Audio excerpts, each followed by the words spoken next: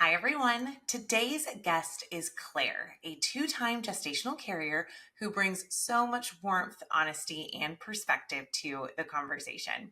Claire has been through two very different surrogacy journeys. One that included the heartbreak of miscarriage and then the joy of a successful transfer, and another where everything was going smoothly until there was a scan that revealed a congenital heart defect. Through it all, Claire has stayed grounded, hopeful, and incredibly thoughtful about the role she and surrogates alike play in helping build happy families. She shares what she's learned, how she stayed connected with her intended parents, and why even the unexpected twists can lead to something really beautiful. I loved this conversation, and I know you will too. Enjoy. Me, you, and who? Who knew it would take more than two people to have a baby? In a world where infertility is no longer a taboo topic, this podcast will take you through all of the different aspects of surrogacy and egg donation through the lens of many who walk this journey in different ways. My name is Whitney Hall, and I am a two-time surrogate, now turned surrogacy coordinator for Egg Donor and Surrogate Solutions, the very agency I used when I chose to carry for two amazing families. With this podcast, it is our goal to help guide and support you as you learn about what it takes to grow a family in an alternative way, as well as hear inspiring and beautiful stories of how this path has changed lives forever. We can't wait for you to hear about just one more way happy families are created every day. Claire.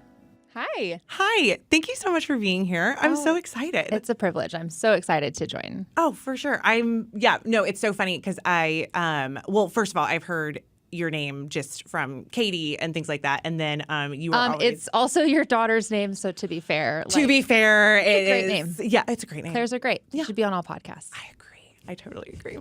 Okay. But I am so excited to talk to you about your journeys because I've heard of you, I've heard about things, just all of that. And I'm excited that I get the privilege of getting my firsthand account. So I'm honored. Oh, thank you. Before we even dive in though, how did surrogacy even become a thing in your world? Oh my gosh. So honestly, it was kind of a slow drip. So I think I first heard of surrogacy when I was in a small group at my church years before I ever even would have considered it myself. We were still in the process of having our own babies and all of that. So there was just a girl that was in our group who was had done that before and had just openly shared about it and in the context of someone else sharing about their infertility struggles. So it was just kind of heard of it then. And then I ended up having a coworker who was a surrogate twice while we were while we worked together. And it was really cool to get to hear her story. And then, of course, I have been friends with several people that are part of the Egg Donor and Surrogate Solutions group for a very long time. And so kind of it was all just very surrogacy adjacent, very oh, I've heard about it, and it just was normal, I guess. I think normalizing it and talking about it, which is kind of was okay, this is a thing that exists in the world. And my, I personally growing up was not a stranger to this idea that families are created in a lot of different ways. My brother's adopted.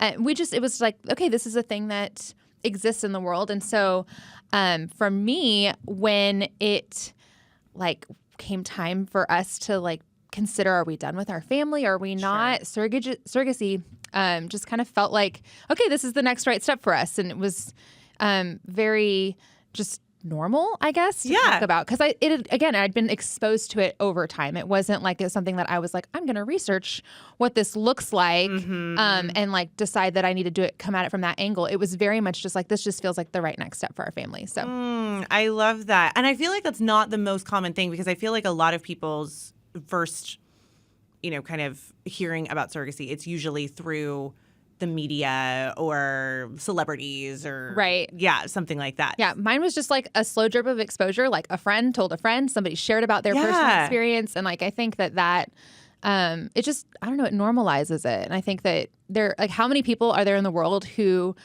could make this step for another family and help another person who just doesn't know about it, like who's not thought about it. It just didn't occur to them that they could serve in this way. So I think like for the more that we can do stuff like this, like sharing on our podcast, sharing about how this has impacted our life and in so many of the nuanced ways and the positive ways and the hard ways, like I think that just, helps normalize this entire industry that is like the non-traditional way of creating families. Yeah, no, for sure. I couldn't have said it better myself because I think you're exactly right. what feels like a taboo topic, right? It's not. It's absolutely not. Yeah. And it's so much more common and normal for than people think, right? That, what is it? It's 1 in 4 that are going to struggle in some area. And I think that the more we can normalize, like you're not alone. And there's a community of people around here that want to support you on your journey, whether that's just helping you navigate that through hard conversations or stepping up and actually like being able to tangibly support you through this process. I think that, there's a heart, people aren't alone. And for as much as you can think about how you can help tangibly address that, it can be very normal. It can be very normal. Absolutely. And I mean, and again, to your point, there are so many people that are struggling with it, but because people don't talk about it, then they feel like they're alone. Right. And the more you talk about it, the more normalized it is. And the more, like you said, people can support you. Yes. Whether it's,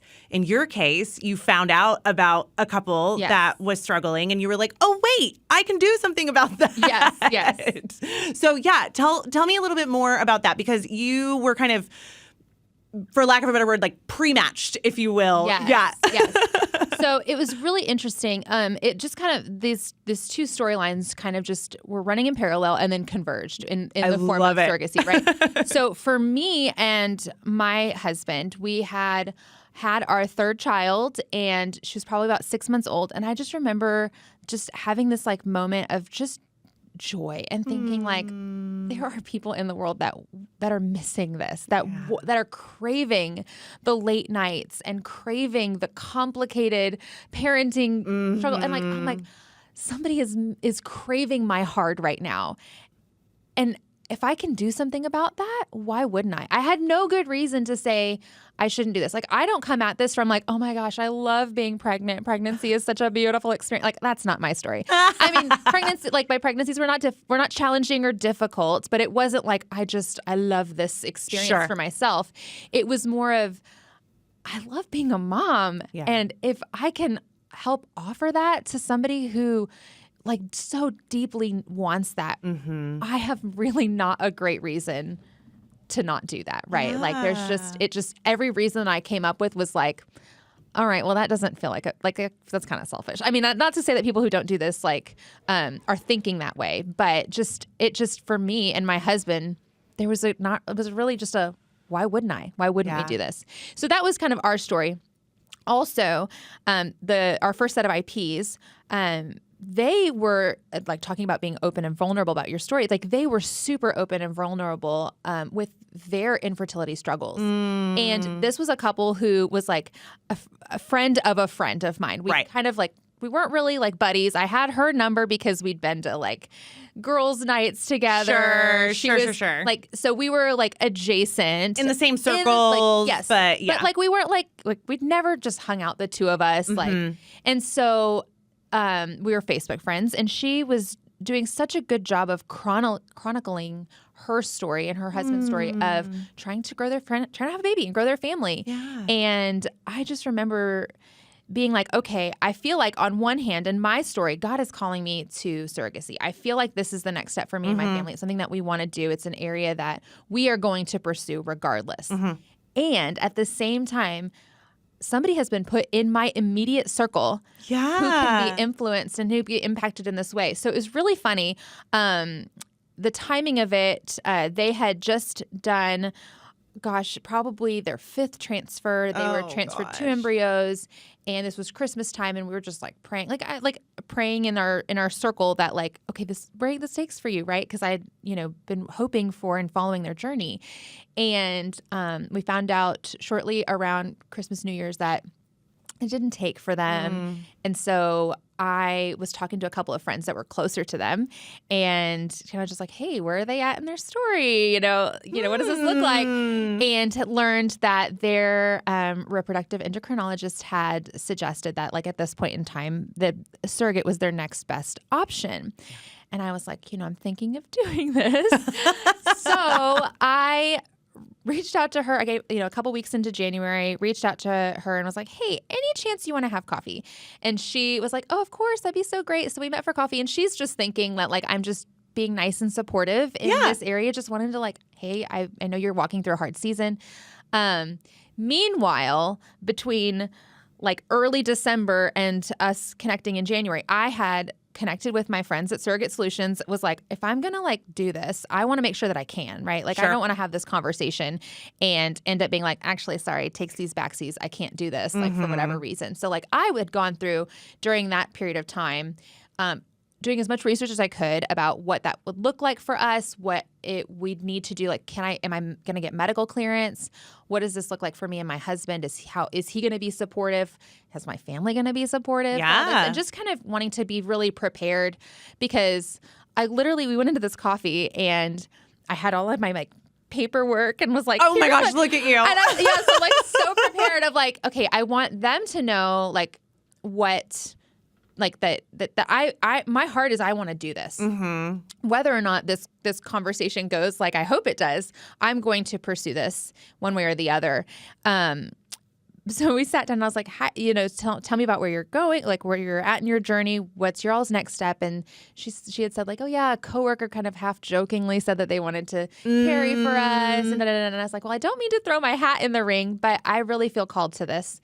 I feel called to surrogacy, and I would love to do this for your family. And just I feel like I'm supposed to offer to go on this journey with you guys before I go and open it up to the matching process, right? So I basically, like, I joke now that basically I was like, I want to have your baby. But I mean, really and truly, that's kind of how the conversation Absolutely. went in a very sweet and wonderful and beautiful way. Of course. And about 30 minutes later, like, they received it so beautifully. About 30 minutes later, I'm still in the car on the way home, and she calls me and she's like, we're in, let's do this. And it was just so great. And for it to be somebody that, like, I knew, like, I to me, one of the things that I kind of tried to process was I didn't want to carry for somebody that I knew super closely and personally, or like a sibling of mine or something like that, because they're, stories like this can be filled with so much loss. And I didn't want somebody to have to continue to see me or have me in their circle if I was going to be a constant reminder of a hard part of their life. And so for me, having that separation of this is somebody who, that is our relationship. Our relationship is one of an IP and a surrogate that like has a little bit of additional strings to it. But that it was important to me to give them the freedom to not have me part of their life if something were to have happened, and like not have that hurt a friendship. So that was kind of a unique part of our bringing them into this process, not going through a matching journey, because you're basically matching with a stranger, right? Yeah, absolutely. So for me, bringing someone who was an existing acquaintance, an existing friend, was a little unique, because I wanted them to be able to cut ties if that needed to be part of their healing process, however it would have looked, because there's no guarantees in any of this. Yeah. That's really conscientious. And I mean, that's such a great awareness that you had in that, in that part, because I think there are so many people that are, they look to, I want somebody that's like, I would do this for somebody that isn't a stranger, and, all of that stuff. And I think you're right. I mean, yes, we want those happy fairy tales. Of course. But, it isn't a guaranteed process. And that is a really great point to bring up of, by no means, I mean, certainly there's nothing wrong with something more transactional. But, the fact that you guys kind of had a little bit of both worlds of, we kind of sort of know each other, but there's still a level of... Right. And like, I always went into this saying like, I don't need to be like Aunt Claire at the end of the day. I don't need like, we don't need to be besties. Like if that grows and becomes that, wonderful. But at the same time, if to protect their heart, they need to have a little bit of distance, like I wanted to be able, like I needed to be okay with that. Yeah. And so I think there are some, like I'm part of a lot of the surrogate groups and many of them are very much like, this is all very relational heavy and they want to be besties and they want to do it. I'm wired a little bit differently. I am a little bit more like, yes, I want to do this for you. I want to have a great relationship. But at the end of the day, I let them set the terms because it's like there's just so much nuance to it. And that certainly the IP's experience is not one that I have, right? Like I can imagine what it's like, but I don't know what it's like to have to process that so much loss. Before people come to this experience and come to this journey, there inevitably is some loss. So for them to be able to set the terms of what that looks like and take it on their terms was really important to me. So all that to say is bringing an acquaintance into this process was really fun and rewarding. And it's been really beautiful to see because we do have so many friends that were kind of on both sides, right? Yeah. To them be able to be witness to this really beautiful story that has heart in it. It's been really cool. And just being able to see. So it's funny, my first set of IPs go to our church. So I see them almost every Sunday. I love it. And like it is still, it's not by transactional by any means, but it is still very much, there's a healthy, beautiful distance that like, I don't need to be in their circle of friends. It's not for me. I didn't do this for me. I did this for them. And like it's just a beautiful simplicity to that. Like I didn't do this because I needed somebody to depend on me, right? And I think that's well, it's neat that you were part of that. You're part of that story in that way, and then it can be one of those situations where that chapter is closed, and then you still get to kind of be on the outside. Be on the outside. I've always said like, hey, if I got like a picture, or like can we be friends on Facebook? And like, I just want to see like her grow up, and like that just kind of like that would just bring me joy. If it's more than that, wonderful. That would be joyful too. But it wasn't about meeting my need in that way. So kind of no, I love that. I love that. Well, you kind of alluded to it. There was hard in the journey. Tell me about that. So I've carried for two families. So my first family, our IPs, are Aaron and Lisa, and they when we first matched, they had embryos. They had one embryo left that they were prepared to transfer. And so the idea of one embryo didn't scare me. It was very much like, okay, like I still feel like this is what I'm supposed to do. So like that was not a barrier to kind of fulfilling this calling that I felt like I had on my life. So we transferred our baby boy embryo and unfortunately miscarried at 9 weeks. So we went into the very first appointment at like after graduating, because we'd graduated from the reproductive endocrinologist. Everything was fine. We had a heartbeat confirmation. Everything was good. Yes. And so we went into I think we were at 11 weeks at that point, went into the first appointment that they were able to be at, and we didn't find a heartbeat. And that was super challenging for us, because like we'd experienced the joy. Like they had never had a positive like heartbeat confirmation. Like they had never made it to that point. And so for them to have that experience and then it be, stripped away in that outcome was so hard. Like, but I approached it very much like, okay, let me handle the physical part of this. Like I can still serve by, managing the physical discomfort of, we ended up doing a D&C and just processing the physical loss of like, did, people, process like, did my body fail? Did something like, was there anything I could have done differently? And, we know that no, there's very little rarely, that we are doing that can actually like create the outcomes we hope. Right.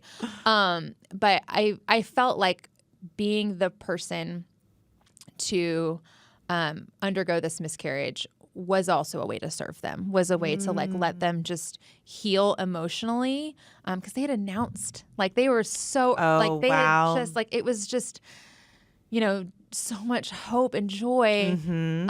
Of course, they had never been to that point. Yeah, right. And they had so and being able to do that for them with baby Hudson was just, I treated it very much as like, this is how I can serve them, and I can handle the physical part of it. I can handle my emotional part of it. And they're not alone in this, right? Like they have somebody who, like I remember texting her and being like, I just want to sit on the couch with you guys and just eat ice cream and watch sad movies. Like my heart just wanted to, like, was grieving alongside them. So again, a way to serve them and just love them through that experience while they could process the emotional grief of what they were navigating and not have to worry about the physical effects on, her body. So it was super hard, and they didn't have any embryos, so then they had to go through that whole process again. And so there's just kind of that level of things. I was going to ask, how you had mentioned, again, you were viewing what was physically happening to you as an act of service, which I think is just a beautiful perspective and a great way to put that. And then you were saying processing your emotions. Yeah. How were you navigating not only, a miscarriage is hard on anybody. Yeah. And then not only is it that, then you're also, like you said, you're holding space for your intended parents and those emotions. Yeah, and that grief. Yeah. I remember you should go back and find it. I remember posting a not really a poem, but just like a written thing, like where I just needed to like process and get my thoughts out about what it's like to be a gestational carrier on the side of miscarriage, like what that's like. Because I'd never had a miscarriage with any of my pregnancies, and so this was my like first experience of like feeling like, okay, I know that this wasn't me. I know that there's so little, like we just said, like there's, this isn't an outcome. There's so I can many direct, factors. right? Yeah, exactly. And like they had done everything that they were supposed to do. They had tested the embryos. They had we had checked all the boxes. Right. And so to come to this result was just like, it just felt so unfair, right? Like it's like, for them to have that joy of, first heartbeat confirmation and to like have these like beautiful pictures taken. Now I look back and think like, and, they have these memories of that joyful moment, and they have a baby who was known and loved and was named that they didn't get to bring home. Right. And that's just super hard to do that. But like, I think even now, like I look back and all of my friends that have ever gone through this process and had miscarriages or infant loss, like I remember their babies and I remember their babies' names. And I think like to just be somebody who can, like, I remember your baby. Yeah. Like they are not forgotten. And to be able to be part of that is a gift. To be invited into anyone's story in any way is a gift. So yeah, I think my experience from loss in that way, just, it is unique. It's hard. For a while we weren't sure if they were going to create more embryos and kind of go through this process again. It was, still very up in the air. And, this was just felt like another hit for them because, they had gone through, I think this was at this point, their like eighth embryo or whatever. It was just so much loss. Right. And so I really did not want to make it about me. I think that was super clear in the process. Like you guys take whatever time you need, you process it how you need to process. And if you never need to want to see me again, I understand. Like I completely understand. And thankfully that's not how it went. But, right. Yeah. So it's definitely a challenge. I think like having a community, I think how do people do this journey independently when you don't have a community of other surrogates and carriers and people that have gone through hard stuff too? Like I think like the community that Egg Donor and Surrogate Solutions offers for IPs and for surrogates to be able to just like process that grief and to share that story and to share the joys, Sure. What is it? That joy shared is joy multiplied and grief shared is grief divided. And I think that, when you are doing this in community, it just is a way to lift each other up and to navigate because everybody experiences hard in some way, shape, or form. And so community is so important. Oh, no, I couldn't agree more. And I think it's beautiful. I mean, you keep saying, you were like, I don't want it to be about me. I don't want it to be about me. And you're so right in that ultimately at the end of the day, this is a selfless act of, of doing something like this. But exactly to your point, you had never experienced miscarriage before. Right. And so for you, I mean, it's not like you're going to go and talk to your intended mom about it. You're going to go and talk to somebody else. I had to talk to my husband. I had to talk to my friends. I remember being at, going in for our D&C And, you just feel so numb. And like the whole process, you're just like, is there anything I could have done differently? One of the things that was really important to me was after the procedure, the nurse came in to check on me, and I was like, I have a really weird request. Do you still have him? Can I just hold him in his little jar that he was wrapped up in or whatever? It's like, can I just pray over him? Like, because they still wanted to send the tissue off for testing to see, like, is there something that they missed, right?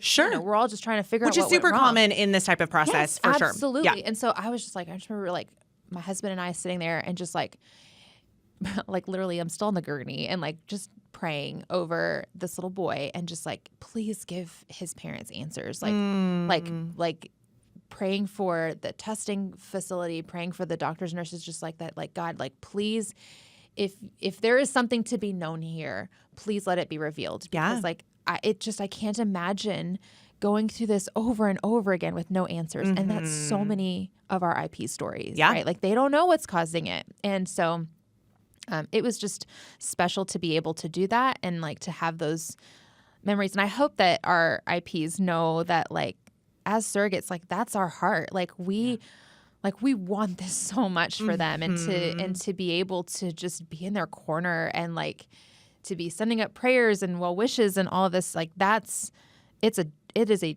honor to get to do that for them and with them. So that's beautiful that you were able to have almost a sense of closure to that.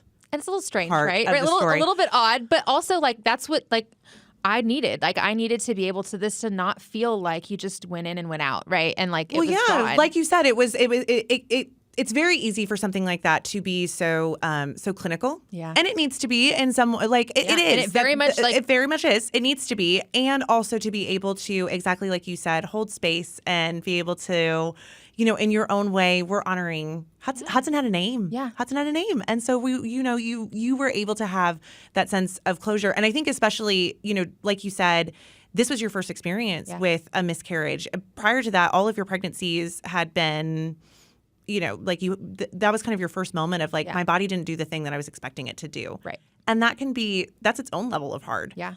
And feeling like, there's no guarantee, even if you have your own, children, there's no guarantee that you're going to be a successful surrogate. Yeah. So, by doing this, you're opening yourself up to the potential that you're going to, this journey that is very idyllic and you think is going to be, just this wonderful, happy ending story may not be. There's, you might be inviting a level of heart into your own story that you're not prepared for. And so, but to your point, when you have that community, yes. And when you go in knowing that you just have a healthy perspective on it. Like, again, if you're approaching like, people, there's like criticisms around surrogacy of like, oh, it's just, it's very transactional. You're, this whole concept of you're buying a baby or like, you're doing this, like, or as a surrogate, you're only doing this for the money. Right. Like that's not like at all what it is. Yes. Like it is, there's like, if you're going into it for that, you will not be successful. You're not going to be successful because like, your perspective is just so like that. I can't imagine. I've never talked to anybody whose perspective was that. Like, because you're on this journey with this family. Yeah. To achieve this goal, right? And that, and having a heart posture of service. Yeah. And like, I'm trying to do something to like help you experience something that has brought so much joy to my life. That's what I wanted for them. Yeah. Yeah. And ultimately, you guys were able to, they did choose to create more embryos. Yes, they created more. How was going into, because I feel like with a first transfer, right, it's very rose-colored glasses and sunshine and, pineapples everywhere and, all of that. Yes. And then now it's, okay, we're going into this and there's the reality that we've experienced a heart, right? Yeah. So they did decide to create more embryos. I think that it makes it more, it's definitely more challenging. It gives me such a greater perspective for my friends who, like, when they have found out after a miscarriage that they're pregnant again, like just the complexity and the nuance of joy and hope. Hope is always the harder choice, right? Like hope is the harder thing to do. And so it personally is so inspiring to see people when they can continue to hope and can continue to move forward. That's like the biggest just show of strength and courage and bravery in the face of loss after loss after loss. Yeah. So it was just, I've felt so inspired by our IPs and just hearing stories of people that are going through this and they don't give up. And to go through the process of just trying to seek peace and find peace with their decisions is just really inspiring. We ended up, they created 3 new embryos. Uniquely to this one, we did not test these embryos. Okay. So it was actually kind of a fun part of that is we didn't know what we were having. That's fun. So that was really fun. So like they got to do like a gender reveal that my family went to, and once we got to experience some of the milestones that were part of a more typical pregnancy journey, right? So that was really fun, and they got to like they'd fully planned on having a boy because their embryo was a boy. So they were like, let's do this. So when we found out they were having a girl, like it was just fun to get to do the girly things. And I didn't find out what I was having with my kids. So like this was a really fun experience for me to get to, be part of that with them and be like the one who like ordered the like whatever the confetti cannons and stuff like that. So it was such joy to get to do that. And because they were local, like we got to be part of a lot of that journey, like going to see how they decorated the nursery. And I love it. Really fun things. Yes. And so it was really exciting.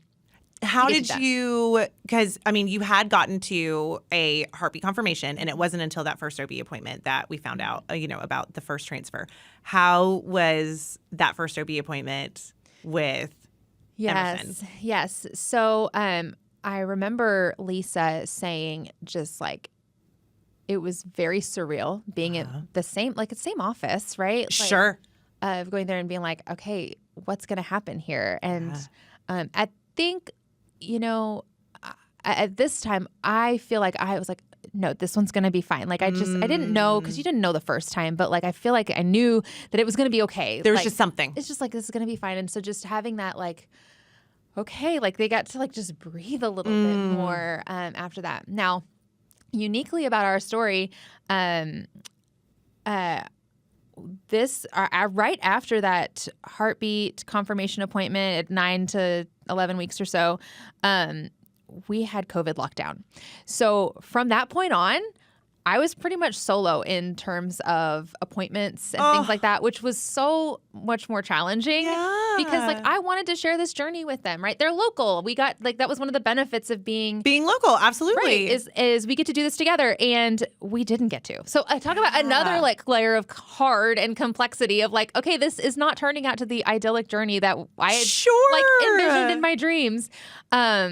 We found ways around that. Like there was a local like 40 ultrasound clinic. So we got to go do that a couple of times to just get to like help invite them into this experience because like Dad had never been able to do any of this with us too. So like that was good. I remember like, and I would hear stories of like sonographers like offering to like sneak the parents in to stuff like that. And we didn't do that. But I'm very thankful that I had a set of IPs that were really chill about that and about this process. Like I know that it wasn't ideal for them either.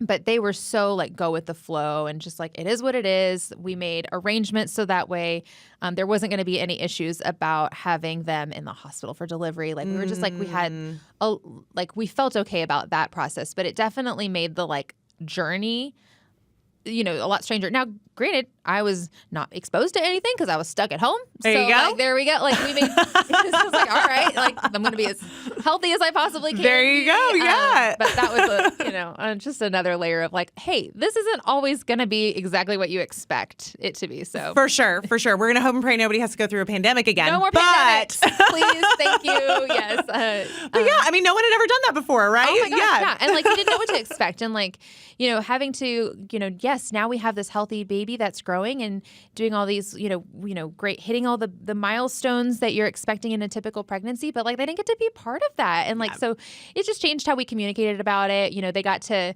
they FaceTimed in for the transfer for that one, because again, we were just in like the middle of this like complicated story. And I think that I am very grateful that most, by the time that we were hitting those stages, a lot of these clinics and hospitals were figuring out how to make this work for families. But we didn't know right at the, on the onset. Of course not. Of course not. Oh my gosh, what an added layer of fun.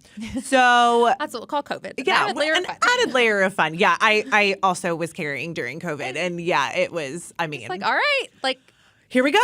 Let's do it. Yeah, exactly. Yes, the FaceTime button and learning Zoom and all of the things.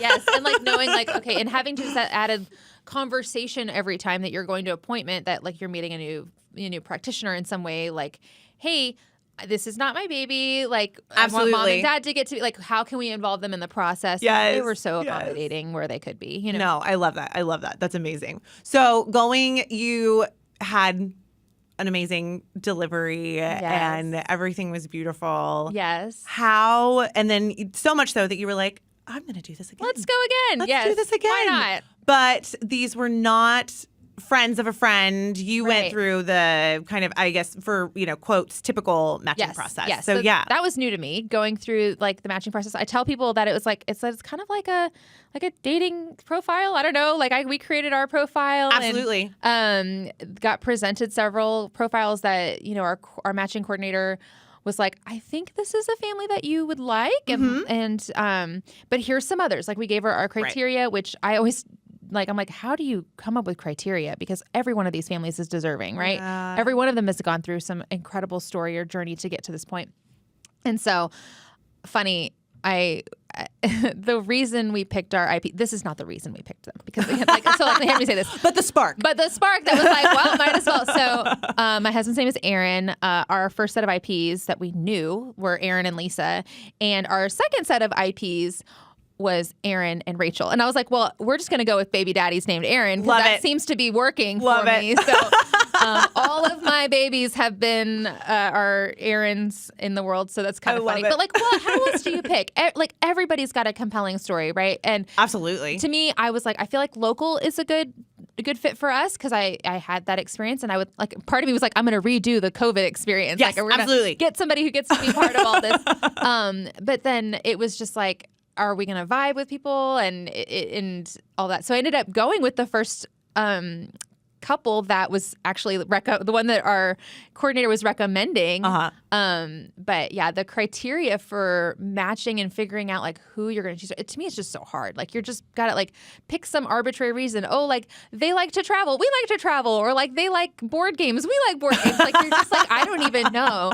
And then thankfully we hit it off on our matching call, and that was just that was a fun gift to be able to go through that process too, because I had not experienced that. Yeah. I always say that matching call is kind of like it's a first date where you talk about a uterus and just like, hey, get to know us. And I think that getting to like review profiles and figure out like who do you think you'd vibe with is just it was fun. It was a fun process, and we were excited the timing of it worked out. We were like, we hope we get to like, it was Christmas time. We're like, for Christmas, we hope we can have somebody going into the new year with this journey in mind. And so that was really fun. I love that. Yeah. I love that. Yeah. No, but you are so right. There's so many people out there, and having criteria is, it's hard. It's like, totally, what are you going to pick, right? Yeah, like, yeah, absolutely. So you guys did vibe well, which is so fun. We did. And it was, successful transfer, baby. We're so excited. But of course, because no storyline is perfect. There's no fairy tales in the real world. There's no fairy tales. So we went to our 14-week appointment, and they were doing an ultrasound. I don't remember why we were doing it so early. But the ultrasound technician, she was like, I've been doing this since I was born, basically. Like, she's decades, right? Yeah. She noticed that she suspected the baby's heart was facing the wrong direction, which is technically called heterotaxy. So, like, you can have an entire inverted central like organs where because your body is made from like it's weird the way that your organs are made are basically all directional like inside you have I think I ever knew that. Yeah, so you have a left lung and a right lung. Oh, sure. You have yeah. but there's actually you have a left one. Like it's not like you just have two that are identical. Like it's and one is flipped. Like there's a sidedness to your body. Your appendix is on a specific side. Your kidneys are in a specific place. All of that location is very determined when you're being formed. And this ultrasound technician was able to detect with the size like a heart at that 14 time weeks is the size of your thumbnail. Noticed on the ultrasound that I think that heart might be facing the wrong direction. And so she sent us off to a specialist. And, during this time, we're like researching, like, what is this condition? Are there people in the world that like Enrique Iglesias has this condition where his entire insides are flipped? I love it. Like this is a thing that can happen. And if it happens entirely perfectly, it actually can be fine. And you can have there are people that are living and walking around today that didn't even know that they had this because they couldn't tell this on ultrasounds 30 years ago. Yeah, right? absolutely. So you can if everything is backwards, it's perfectly fine. If everything is not backwards, then you're basically the easy way to say is your plumbing gets all of the connections that are happening in your body are twisted and going the wrong way. And so we were praying, Lord, if it's backwards, let everything be backwards, right? Absolutely. Let everything be. And because that's kind of a fun fact, right? So we ended up going to a maternal fetal medicine clinic, as many surrogates do anyway, to just, kind of go for a deeper dive. We had to wait for several weeks for her to get larger because, that's a tiny little spot that you're measuring through a belly. Right. And come to find out that through testing and lots and lots of appointments that she had a single ventricle heart and did have heterotaxy. So her heart is facing the wrong way, and her heartbeat is on the right side of her body, not on so if she does the Pledge of Allegiance, she's got to use the other hand, I guess. That the plumbing, all of the vessels that were connecting her heart were not designed the way that you would expect in a typical baby. And so when that diagnosis happened, that was really hard. Don't Google people. I feel like I should look in the camera and be like, do not Google this stuff. I mean, I always say it. I know, Dr. but Google. we do it anyway. Absolutely. The prognosis for what they were expecting at the time when they were doing these first rounds of testing was not good. It was really there's a good chance that she was not going to make it. And that was so hard to wrestle with as a surrogate. I'm being compensated for something that, it may not come to fruition. That was so hard to wrestle with. And here I am, I'm doing my part of the pregnancy, which I have nothing to do with it. It's for all other intents and purposes, it's a normal pregnancy. As long as she's on the inside, she's perfectly fine because my body is doing all the breathing and the pumping for her. There's nothing about my pregnancy otherwise would have been completely normal, except that now we need to do super routine monitoring to check and see if anything's changing with her heart anatomy so that they can come up with a plan for how they're going to address her heart condition in the days and weeks and months and years come after she's born. Yeah. And so here I am, I'm just here. I am just, I'm truly, literally just showing up. I'm just showing up because and they're having mom and dad are having these really hard conversations with cardio surgeons and how I'm prepping and it's I remember having a conversation with Rachel and I was like, look, I want we are fully in on this. We are here to support you. We are on her team. But if you need us to not be in the room for some of this, please, I am okay with I don't need to be there. So for as much as you want us involved in this process, we're here. We're here to help. We're part of that team that you're, that's supporting you guys through this. But also you're having some really tough conversations with these physicians and practitioners that, you may not want to have with me present, and that's okay. Yeah. They were so kind and gracious, and they're like, no, you're part of our team. Like, this is your journey just as much as it is ours, which felt silly because I was like, no, it's not. Like, I'm just here. Like, it felt very much like I was part of a very private thing for them to be walking through, like, hearing like the prognosis for how do children live with this. And hers is an incredibly complex case. Like, there are kids all the live long day that are walking around with, congenital heart defects that are, you wouldn't know, right? Like, right. You wouldn't know. Like, this is look at Enrique. Like, right. Enrique Iglesias. No. Like, it's not, it is, it's a very common thing that families have to walk through. And there's a lot of great medical teams. I'm so thankful we are here in Dallas. There is an incredible facility here that, I just look back and I think only God could have put us in a position where one of the best hospitals in the nation is, a 40-minute drive down the road.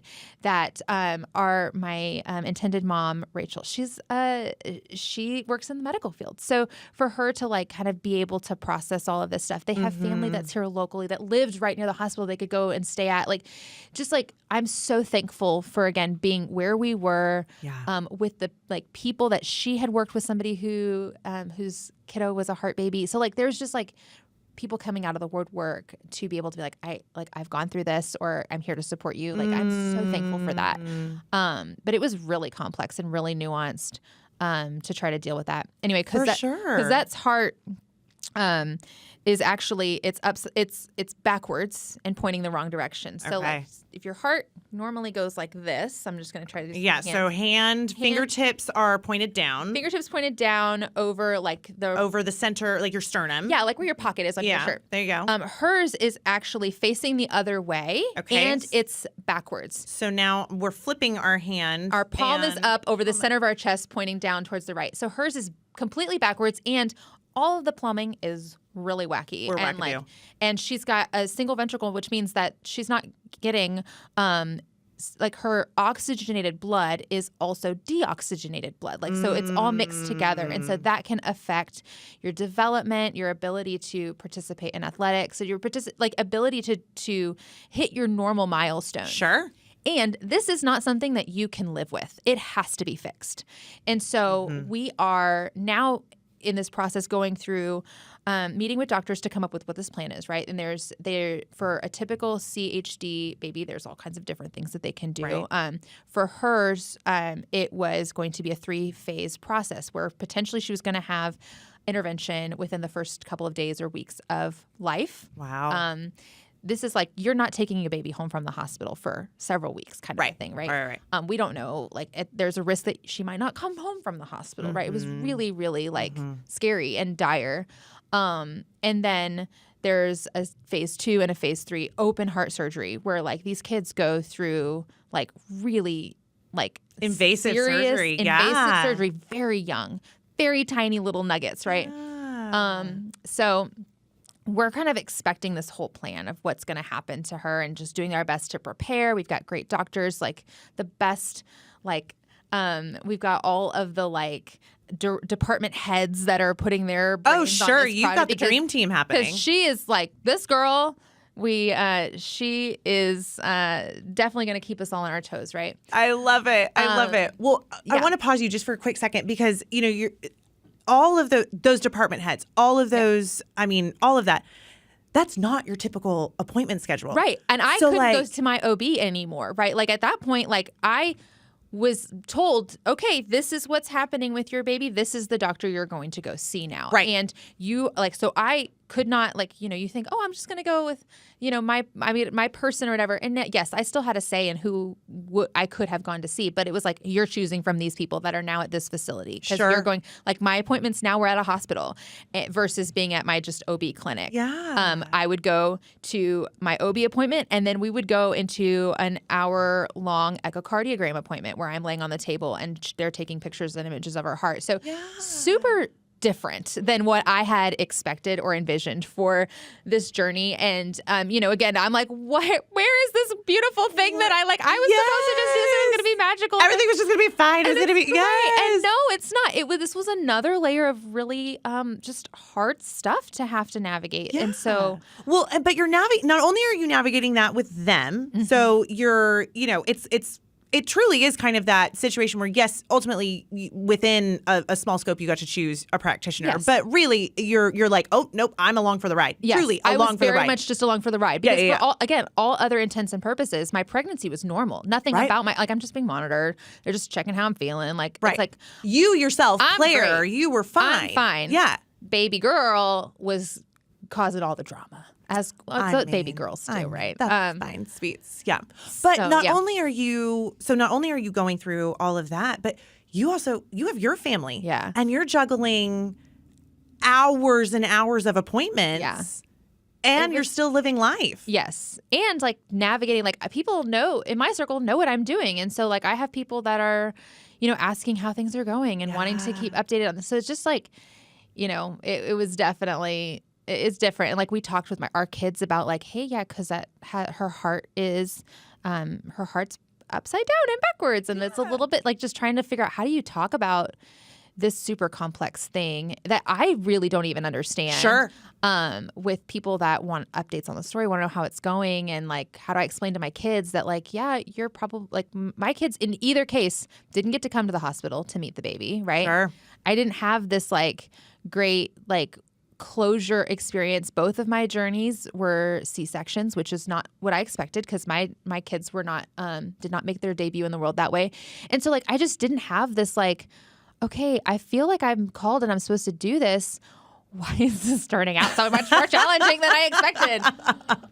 And so it's weird because my kids were very much they were part of the process, but very much not. And it took us, we were very intentional about once the babies were both here, making sure that they got to meet them after the fact because they didn't get to see the whole thing happening in the hospital, which typically would have been where you expose them to and they get the closure of here's this baby that doesn't belong to us that's going to meet these parents and this is how it goes. We didn't get to do that. Mom just went away and came home and wasn't pregnant anymore. And now there's this, this other family that we're connected to in this strange way. So it was definitely just a different, it was just challenging. It was just, having to keep my own emotions in check. There were some days where it was just really hard to navigate. I want to do this for this family. And at the end of the day, they might not get to take home a baby that's going to outlive them. Yeah. And that's so hard to just, how do you wrestle with that? There's no blueprint for that. Talk about, finding community. I joined groups for heart moms to how are people processing this? Yeah. And again, this was not to make this about me in any way, but just I'm on this journey with this family and I'm in. I am fully in. I'm on your team. So what are things that we can do to help make this still special? How can we still honor and celebrate and experience the joy of these moments while knowing that there's a very real obstacle that's going to happen on the other side of this when she gets here. Yeah, for sure. Well, not letting what is incredibly important and obviously a, just huge point of the pregnancy, but not letting that overshadow, like you said, the joy and being able to still celebrate what was or what is. And I think I'm so thankful. RIPs are just they're just built different. Rachel and Aaron were just I feel nobody, everybody who walks through this has to step up to the plate in some way. I just am so thankful that they were wired the way that they are because I think that they took it all in such great stride and they had put such great community around themselves and were just so open and they released what they had to release in this journey to be able to allow themselves to enjoy it and they processed their grief with me in certain ways and that was feel very exposed and vulnerable to be able to be invited into that. So it was just a beautiful story. There's so much beauty in the brokenness. If you can look for it and you're open to seeing it, there was just a really great connection I think that we built through that process. And Anyway, she made it. She here. did. Spoiler alert. Spoiler alert. She made it. She made it. But I mean, yes, to your point, there is something so unique and beautiful about just y'all's connection of, yes, ultimately, sure, you were along for the ride, right? Like you're just showing up. You're just bringing baby girl to her appointments essentially at this point. Basically, but also, like you said, your goal was I get to do this for a family, right. And now you're like, oh my gosh, I'm doing this but not doing it. Like what's happening, and like wrestling with that, but then also being there to support them in such that special way, and then them supporting you while they're also going through this. Yes. I mean, it's so much more like it's just like nothing is surface level. It's nuanced, it's complex, it's complicated, and it's good. Yes, and it's good, and there's so much good that can come from it. I love I think you've said it so many times of they had community, you had community, you had people that were surrounding, all of you. You were seeking out community, whether, hey, how do you guys handle, a CHD baby and, just all of that stuff. And I mean, I think that's something that is just so important because, again, kind of like what we said in the beginning, you're not going through this alone. No, you're not. Whether you are to a point of your infertility journey where you are using a surrogate or egg donor, or you're just starting out, I mean, you're not going through this alone. And to have that community is so important. It is. I don't see how people do it without it. I really don't. Because like, I can't imagine walking through, like even just my own heart, like how I could navigate any of that without community. And so I don't know if our one takeaway from this podcast is like find community of people, like wherever, find a friend. Go phone a friend. Store you're in, find a friend. And like agencies like, EDSS are like, you guys make community a really big deal too. And I'm thankful for that. Thank you. Yeah, no, I mean, it is because it's so important. You've got to have that support system. You've just got to. So, okay, spoiler alert. Ultimately, she made it. What was delivery day like, especially after like, all of that. It could be this. It could be this. Yeah. So delivery day, we were not planning a C-section for her. We were like, I had no reason to believe I could not have, her vaginally. So we ended up, we went to the hospital. I'm in labor, needing a little bit of help because just whatever.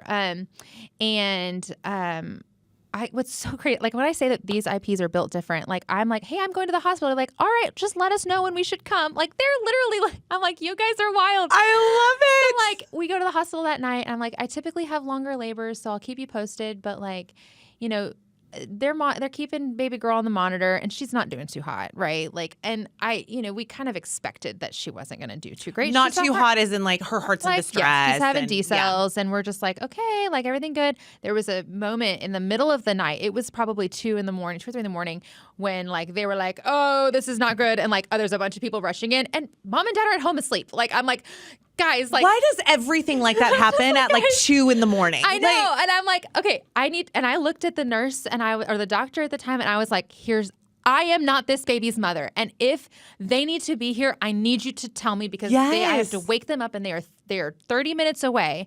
I need to know, like, you have to tell me if I need to call them in. And they were like, we're going to give it a little bit more time and then we're going to see. So it's okay. They got her happy. Like, I'm moving around. They do. Sure. Like moving me up in all kinds of positions to get her happy. And then the next morning they come in, they're like, probably, I don't know, 9 or 10. And they're here to kind of just see how things are going.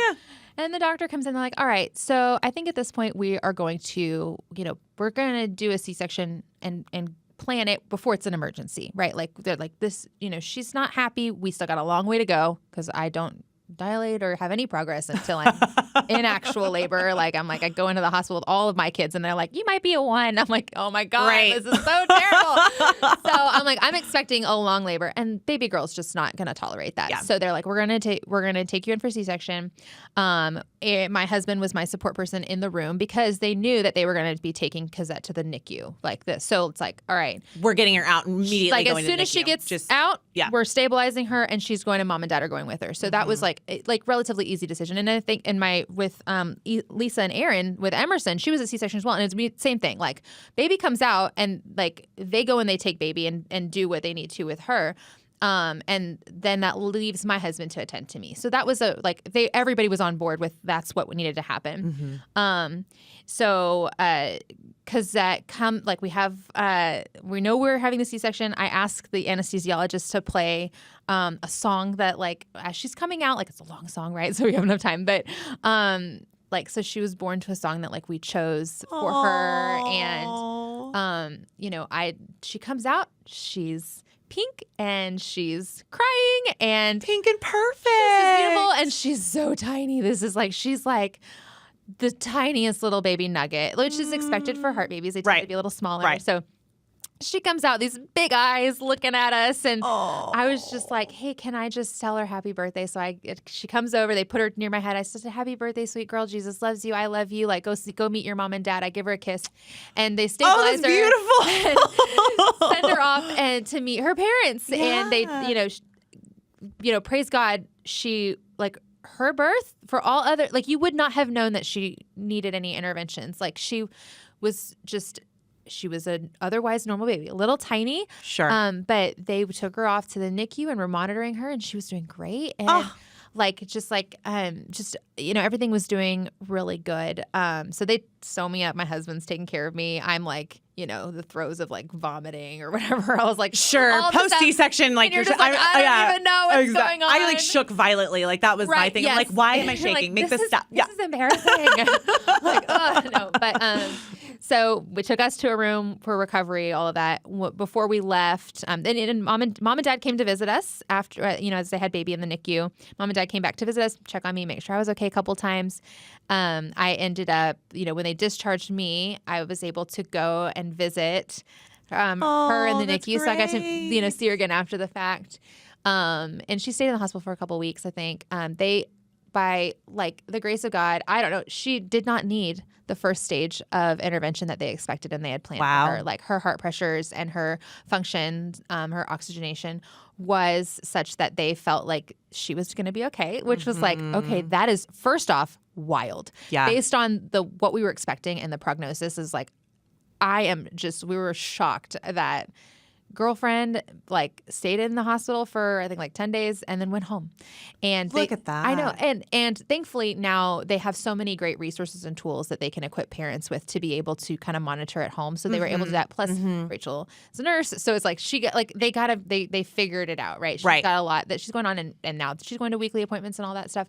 But again, made it a little complicated because I couldn't give my kids that closure and how do you expose this very at-risk baby to my kids with all their germs and all that Sure. Sure. And their chaos. So it took a while to figure all of that out and let them settle into this new crazy of not just having a newborn, but having a newborn that has that needs higher medical attention than a typical like you said, baby. weekly appointments and it's it's just a lot more.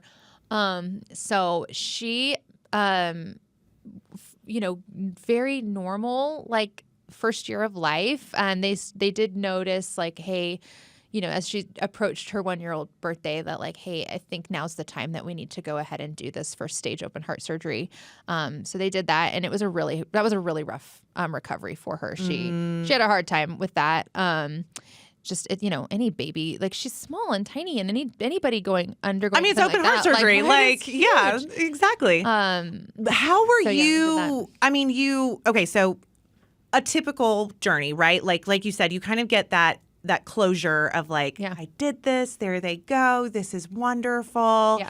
And really, it was okay. I did this, and now there's this whole new waiting game of what's going to happen, right? And being knowing that they'd invited us to be part of their quote unquote team, right. What does this look like for how we're supporting? So,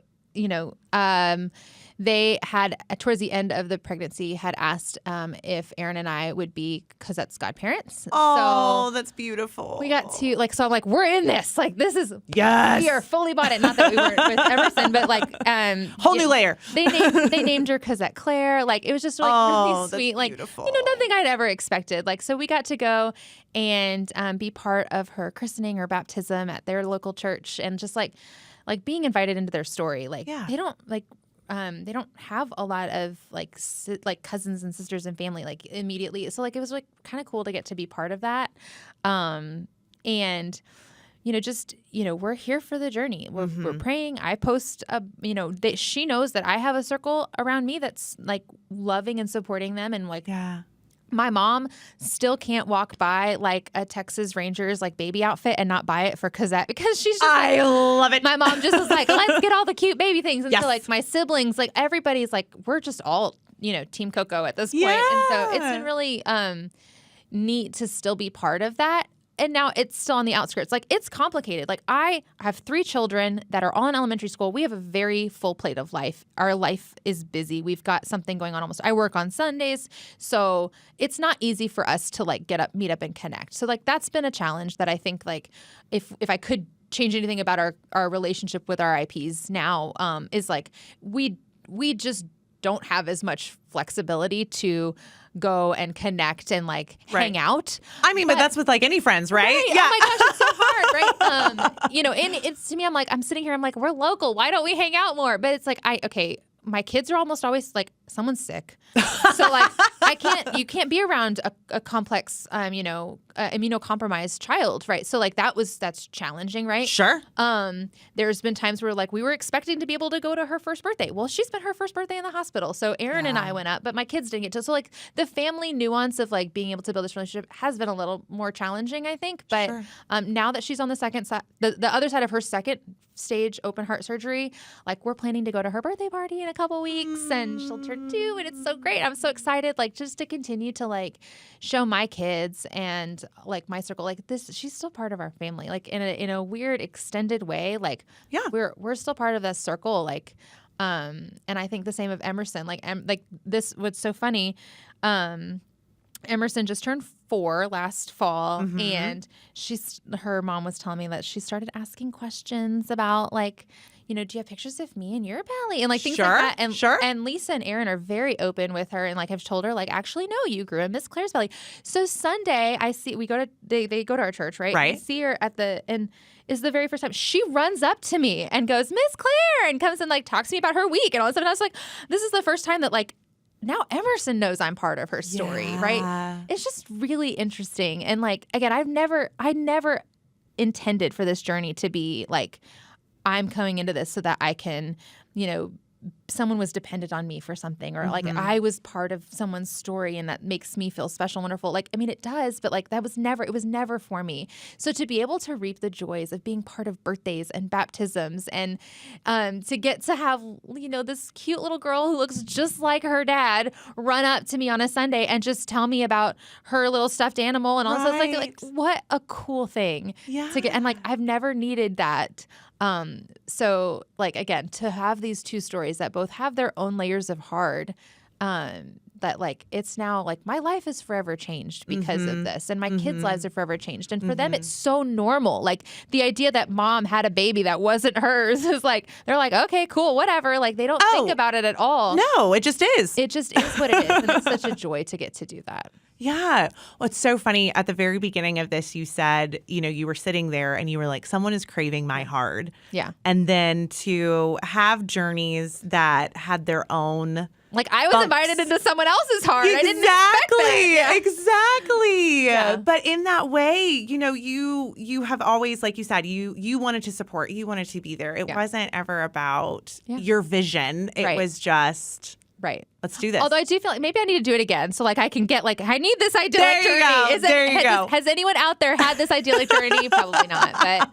But you can check the boxes so many times and then something comes up. Yes, we'll see. But no, it has really been, it's a joy. I know people say all the time that like it has made our life richer to be able to serve another family in this way. And that the fact that there are 2 little girls that are living just life to the fullest, that may not have been here without my yes and without my family's yes. It's like it's a whole village that has said yes to this. Absolutely. Is just an incredible privilege. Like I cannot believe I get to be part of this. Like that, and truly like people ask me, like they say like, oh, I could never do that. And I'm like, I really don't feel like what I did was that big of a deal. And I know that it's silly to say that, but I really don't think like I did anything all that special. I just said yes to something that I could do that like was not, there's inconveniences to it. There's hard to it, but I still don't think I've ever had a good reason not to. So I don't know. It just is weird to be like, yeah, I don't feel like it was that big of a deal, but I know it is. Like, I know it is. I say that all the time. Like, I think back to my first journey, and I remember, like on the other side of it, and my husband was so sweet, and he had posted something about, oh, my wife did this today, or whatever, and it was lovely and wonderful, and then all these people are like, wow, and I just look at them, I'm like, is it wow?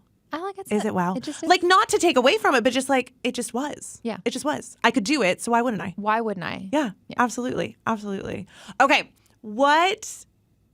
Maybe we've kind of already touched on this, but for anyone, just what advice would you give to anyone who is either thinking about doing this or in the middle of this? If you could maybe go back and say to day one Claire, what advice would you give? I wouldn't change anything about my story. Nothing about anything that we've walked through would stop me from doing it. I think that I definitely did go into it with a little bit of rose-colored glasses. Like, okay, there's going to be this like great moment where we're in the delivery room and the baby's just been born and we're all together.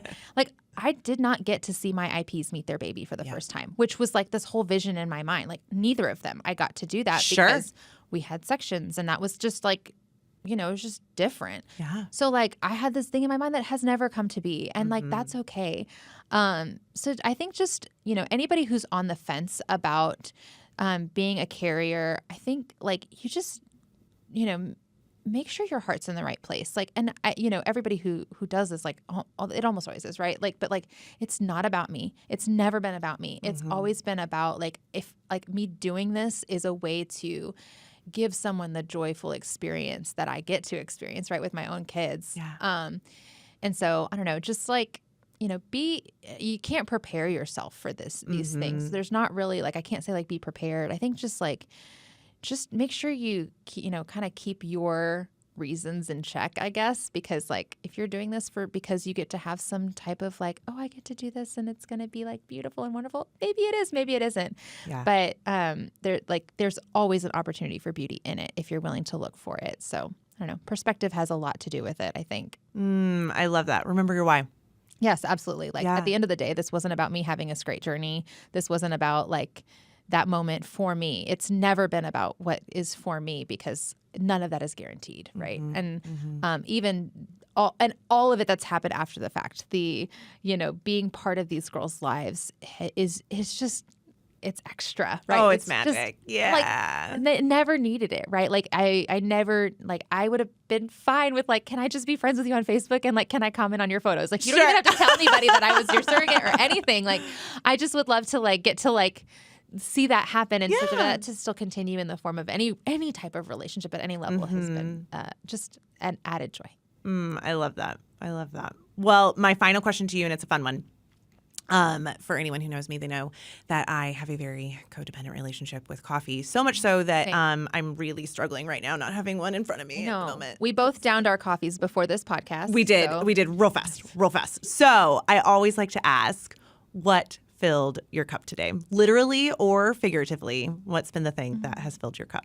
I think this may be odd, but I think getting to talk about the hard stuff really does fill my cup, because I know that there is somebody out there in the world that is walking through their own hard, or who will walk through a season of hard. Yeah. And like, I think anytime you can share where somebody has hope that they are not alone, that there is joy on the other side of whatever part of your journey that you're on, whatever that looks like, as complicated as it is, as much as it doesn't turn out how you expected, for people to get to hear you're not alone, that there is hope, whatever that looks like. Like, I don't believe that there is like, and there's no guaranteed outcomes in any of this, but anytime you get to talk about the hard things that you've walked through, or that you've been able to experience with other people, like being able to do this, has always been what kind of motivates me and keeps me passionate about talking about surrogacy, is that like, this has never been about me. It's about helping other people see where maybe they can see themselves in our story. If it's like sitting here like you and me being like, I can do that. Like, great. Like, go and do that thing. Yeah. If it's like, you know what, I had a really tough pregnancy and wrestled with, miscarriage. Like, how do you do that as a surrogate? Or like wrestled with like having a baby with, challenges that, and like navigating those emotions. There are people that have walked through that. And so sharing your story is so important because you never know who needs that hope in that moment. Absolutely. Absolutely. Thank you, Claire. This really has been so awesome. It's been so joyful. I love it so much. It's so fun. Well, thank you. Thank you so much for joining us on this episode of Me, You, and Who. We appreciate your time and hope you enjoyed our discussion today. As we wrap, we would like to remind you of some of the ways that you can stay connected with us and be part of the Me, You, and Who podcast community. Firstly, if you haven't already, make sure to subscribe to our podcast on your favorite platform. Hit that subscribe button so you never miss an episode and can stay up to date with our latest content. But that's not all. We also have an exciting YouTube channel where we share some bonus content, behind the scenes glimpses, and video versions of our episodes. Head over to YouTube and hit that subscribe button there as well. And don't forget to click the notification bell so you'll be the first to know when the new episodes go live. And for more exclusive updates, engaging discussions, and a chance to connect with fellow listeners. Be sure to follow us on our social media accounts. You can find us on Instagram, Facebook, and TikTok at Create a Happy Family. If you're interested in finding out more about creating a happy family, please visit us at www.createahappyfamily.com. Thank you again for being part of the Me, You, and Who community. Your support means the world to us. I can't wait for you to join us next time as we continue to share stories and journeys of creating happy families.